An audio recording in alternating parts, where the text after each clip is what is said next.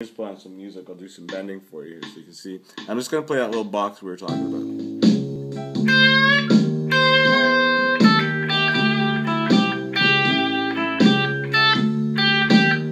I'm just alternating between those four notes. I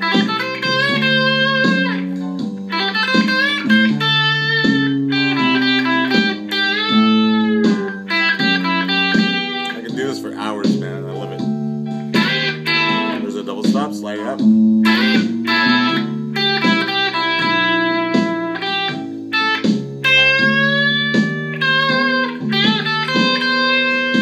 can go fast.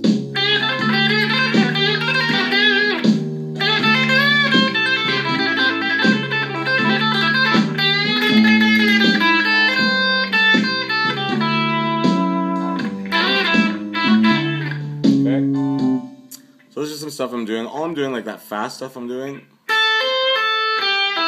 you're going to want to know how to do a hammer on and pull off. Once you're comfortable with your pattern in 1-4, 1-4, you can switch to different fingers that are stronger and make things a little bit easier for you. But for example, for this, all it is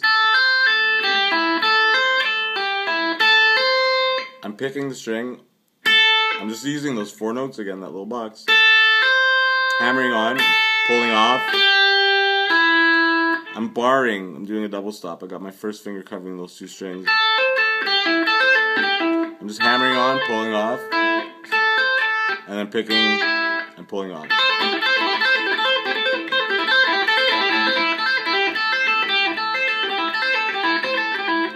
Right? Just things like that, little flashy things that are fun. Bending, I'm on the B string, the second string. That's a 1-4 line. I'm bending that note, grabbing this 5th fret here with my first finger, and then pulling off.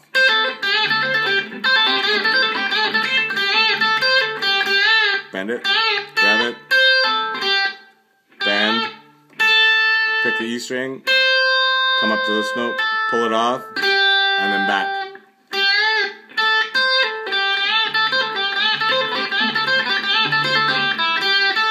That's just using those four notes, and then just get comfortable with the other boxes. And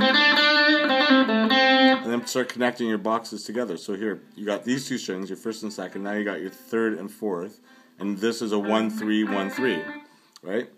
Make a box out of that. Same thing, bend it.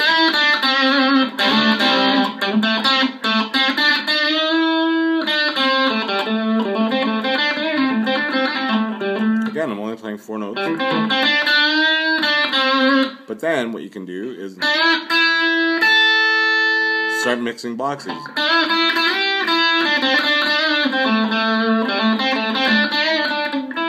Tell those stories, man. Make sentences out of your notes.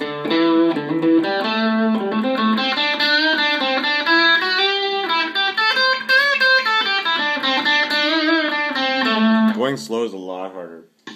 But slow is good, man. Slow blues are awesome. So you'll go real slow. I can slow the tempo down here. And this is where you start putting some feeling in, right? I'll just play a box. I'll play this box up here. Why not?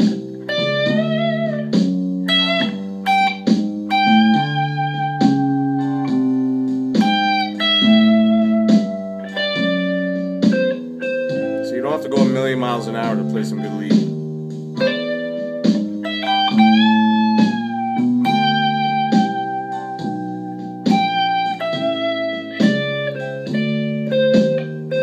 I'm just in the key of A. Let's change to a different box. Let's go down to this box.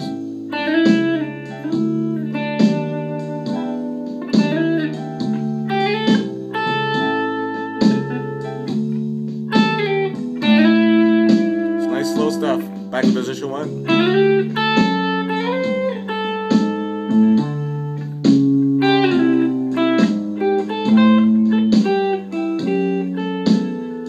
Here's position 2. I don't want to bore you with all this stuff, but I just want to show you examples of how using your positions really make a difference. So it's not guessing where to go anymore. You know where to go because you're comfortable with your positions. So that's it. So to do it in different keys, it's really easy. So let's pick the key of G now. Like this, G. I'm using a Fender G-Deck amp at home here. It's pretty cool. I like it. There you go. So we're in G. So position 1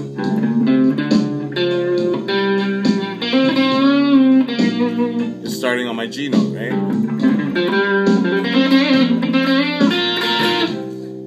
So what that means is you want to identify the 5 notes that are in the key of G. So we have G, A sharp, C, D, and F.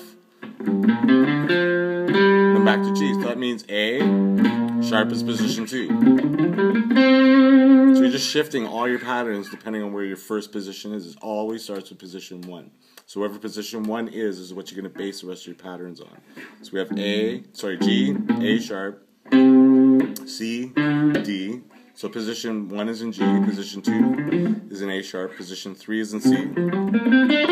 Okay, we have D, position 4 is in D. And then position 5 is going to be on your F note.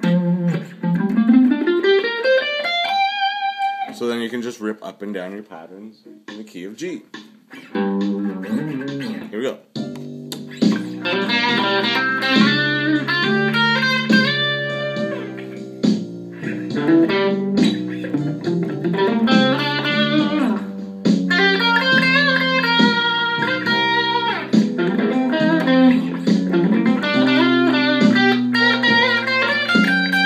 And back to G. Okay, you get the picture. So that's it, man. That's the big mystery of playing lead. Now this is just pentatonic scales. There's there's minor scales and major